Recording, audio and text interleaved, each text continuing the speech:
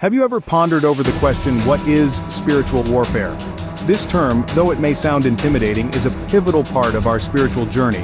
Delving deep into the spiritual realm, spiritual warfare is essentially a battle against invisible adversaries that are far mightier than mere flesh and blood.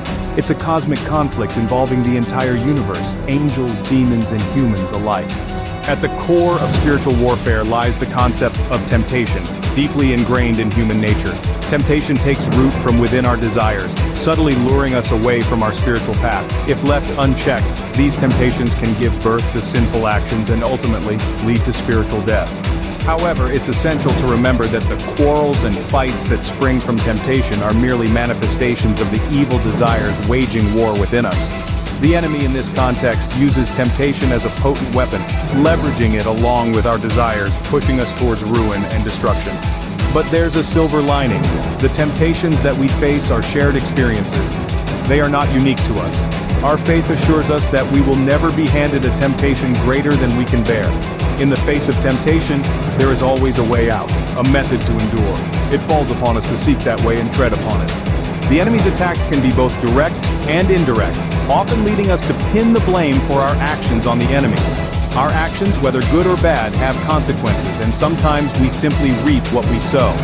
The enemy can turn our weaknesses and vulnerabilities against us, using them as points of attack. Indirect attacks can sprout through our human desires, impacting those we care about, or via things we unwittingly let into our homes. Direct attacks, though less frequent, are far more potent. They transpire when the enemy perceives they hold the upper hand. If we allow these attacks to overpower us, they can lead to demonic oppression. This oppression can manifest as a hardened heart against wise counsel or an overt sinful lifestyle. Individuals under oppression still hold control, but they are unknowingly and sometimes knowingly influenced by demonic forces. Demonic possession, albeit rare, may be more prevalent than we might think.